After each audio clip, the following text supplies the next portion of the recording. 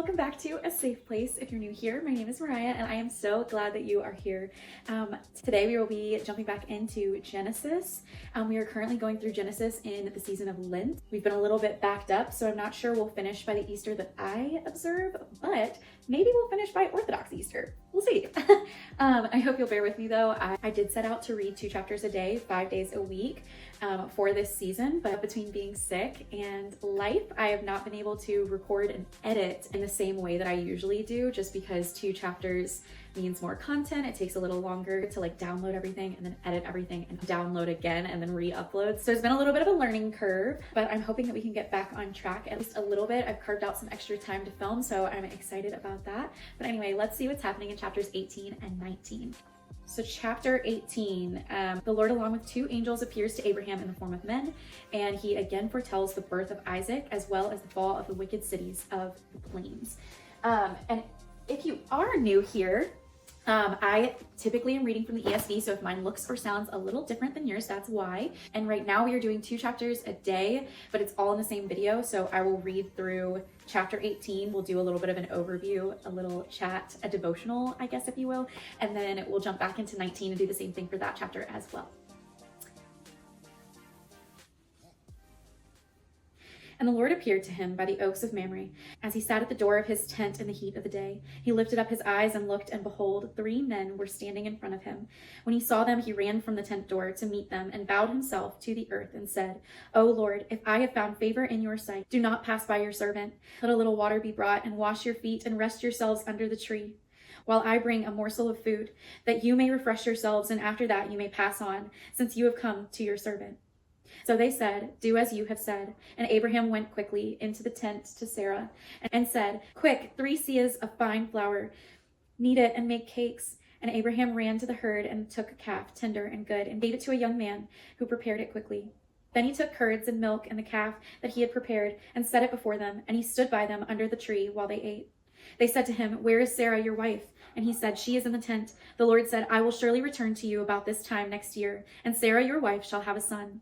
And Sarah was listening at the tent door behind him. Now Abraham and Sarah were old, advanced in years. The way of women had ceased to be with Sarah. So Sarah laughed to herself, saying, after I am worn out and my Lord is old, shall I have pleasure? The Lord said to Abraham, why did Sarah laugh and say, shall I indeed bear a child now that I am old? Is anything too hard for the Lord? At this appointed time I will return to you about this time next year, and Sarah shall have a son. But Sarah denied it, saying, I did not laugh, for she was afraid. He said, no, but you did laugh. Then the men set out from there, and they looked down toward Sodom. And Abraham went with them to set them on their way. The Lord said, shall I hide from Abraham what I'm about to do, seeing that Abraham shall surely become a great and mighty nation, and all the nations of the earth shall be blessed in him? For I have chosen him, that he may command his children and his household after him to keep the way of the Lord by doing righteousness and justice, so that the Lord may bring to Abraham what he has promised him. Then the Lord said, because the outcry against Sodom and Gomorrah is great, and their sin is very grave, I will go down to see whether they have done altogether according to the outcry that has come to me, and if not, I will know. So the men turned from there and went toward Sodom, but Abraham still stood before the Lord. Then Abraham drew near and said, will you indeed sweep away the righteous with the wicked? Suppose there are 50 righteous within the city. Will you then sweep away the place and not spare it for the 50 righteous who are in it? Far be it from you to do such a thing, to put the righteous to death with the wicked, so that the righteous fare as the wicked? Far be that from you. Shall not the judge of all the earth do what is just? And the Lord said, if I find at Sodom 50 righteous in the city, I will spare the whole place for their sake. Abraham answered and said, behold, I have undertaken to speak to the Lord, I who am but dust and ashes. Suppose 5 of the 50 righteous are lacking. Will you destroy the whole city for lack of 5? And he said, I will not destroy it if I find 45 there. Again he spoke to him and said, suppose 40 are found there. He answered, for the sake of 40, I will not do it. He said, oh, let not the Lord be angry, and I will speak. Suppose 30 are found there? He answered, I will not do it if I find 30 there. He said, behold, I have undertaken to speak to the Lord. Suppose 20 are found there? He answered, for the sake of 20, I will not destroy it. Then he said, oh, let not the Lord be angry, and I will speak again, but this once. Suppose 10 are found there? He answered, for the sake of 10, I will not destroy it. And the Lord went his way when he had finished speaking to Abraham, and Abraham returned to his place.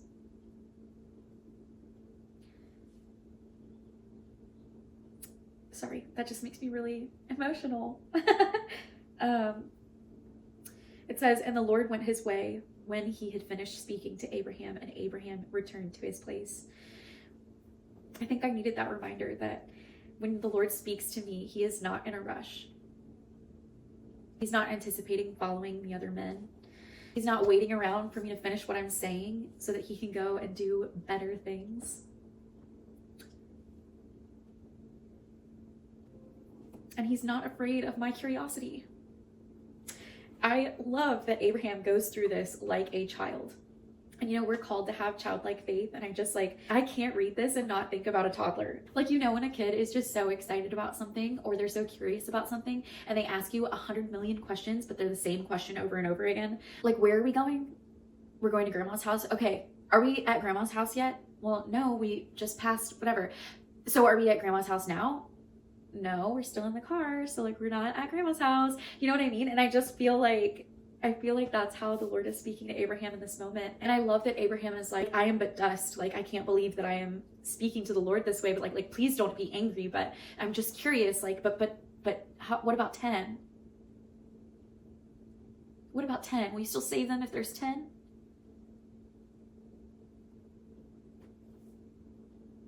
And so I hope that this encourages you to take your questions to the Lord and don't be afraid to ask them, even if they're a little silly. Are you actually that faithful? He'll keep showing you how faithful he is. I promise. Will you truly still do miracles? Go read Acts. He will. He does.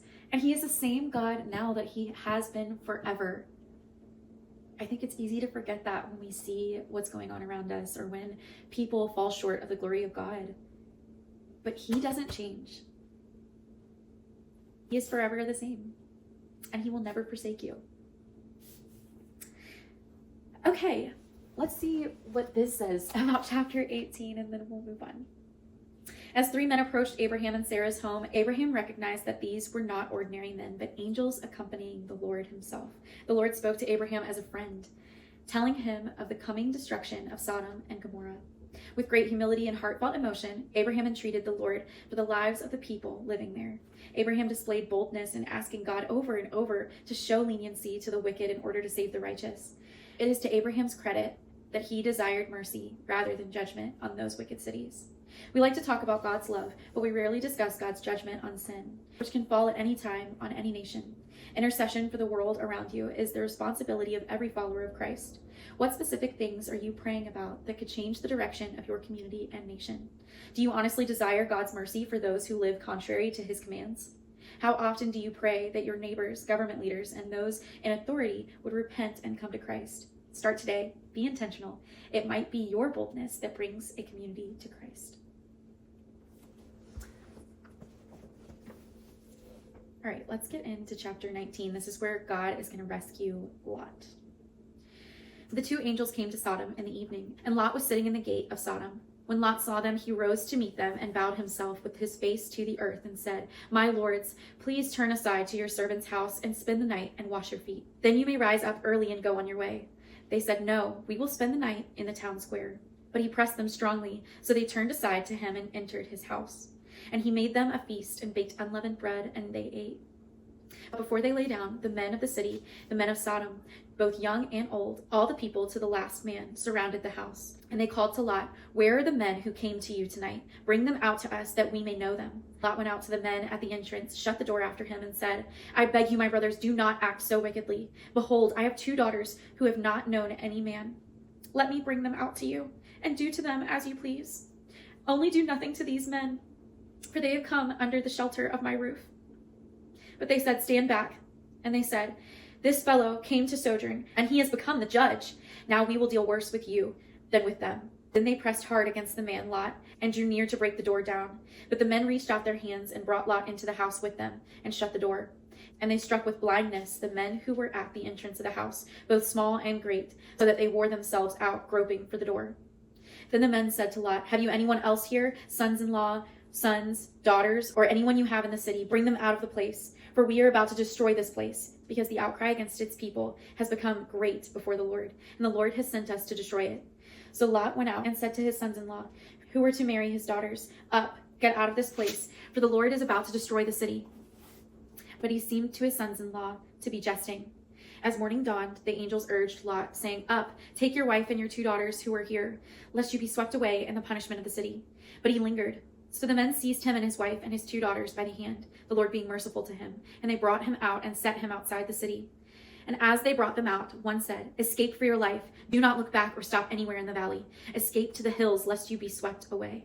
And Lot said to them, "Oh no, my lords, behold, your servant has found favor in your sight, and you have shown me great kindness in saving my life. But I cannot escape to the hills, lest the disaster overtake me and I die. Behold, this city is near enough to flee to, and it is a little one. Let me escape there. Is it not a little one? And my life will be saved." And he said to him, "Behold, I grant you this favor also, that I will not overthrow the city of which you have spoken. Escape there quickly, for I can do nothing till you arrive there." Therefore, the name of the city was called Zoar. The sun had risen on the earth when Lot came to Zoar. Then the Lord rained on Sodom and Gomorrah sulfur and fire from the Lord out of heaven. And he overthrew those cities and all the valley and all the inhabitants of the cities and what grew on the ground. But Lot's wife behind him looked back, and she became a pillar of salt. And Abraham went early in the morning to the place where he had stood before the Lord. And he looked down toward Sodom and Gomorrah and toward all the land of the valley. And he looked, and behold, the smoke of the land went up like the smoke of a furnace. So it was that, when God destroyed the cities of the valley, God remembered Abraham and sent Lot out of the midst of the overthrow, when he overthrew the cities in which Lot had lived. Now Lot went up out of Zoar and lived in the hills with his 2 daughters, for he was afraid to live in Zoar. So he lived in a cave with his 2 daughters, and the firstborn said to the younger, "Our father is old, and there is not a man on earth to come in to us after the manner of all the earth. Come, let us make our father drink wine, and we will lie with him, that we may preserve offspring from our father." So they made their father drink wine that night, and the firstborn went in and lay with her father. He did not know when she lay down or when she arose. The next day the firstborn said to the younger, "Behold, I lay last night with my father. Let us make him drink wine tonight also. Then you go in and lie with him, that we may preserve offspring from our father." So they made their father drink wine that night also, and the younger arose and lay with him, and he did not know when she lay down or when she arose. Thus both the daughters of Lot became pregnant by their father. The firstborn bore a son and called his name Moab. He is the father of the Moabites to this day. The younger also bore a son and called his name Ben-Ami. He is the father of the Ammonites to this day.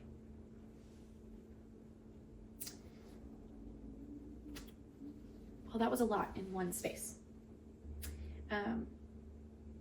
What I'm about to read is from the Spoken Gospel, and I cannot recommend them enough. I usually always have a link to their stuff in the description box, so if you're curious, please go check them out. I love their content. I love their take on the Bible as a whole and it all pointing to Jesus. And yeah, so this excerpt is from them. After repeating God's promise to Abraham and enjoying a meal, 2 of the men go into Sodom and Gomorrah, while one stays with Abraham. The 2 who go into town are identified as angels, but the 3rd man is identified as the Lord himself. And the Lord tells Abraham that he is about to completely destroy Sodom and Gomorrah because of their terrible evil. But Abraham can't believe that the city is really 100% evil. So he comes to God and says that God would not be a just judge if he punished the good along with the bad. So God agreed that if there were just 10 righteous people in the cities, they both would be completely spared from judgment. But it turns out the city cannot produce even 10 good people. In fact, the people are so evil that they try to recreate the horrific practices that brought about the Nephilim in Genesis 6. The citizens try to sexually violate the angels visiting the city. God already knew it would turn out this way, so he destroyed the cities of Sodom and Gomorrah as he said he would. What we need to understand is that every city is Sodom and Gomorrah. The whole world is 100% evil. The Bible tells us that no one is righteous, and all are wicked.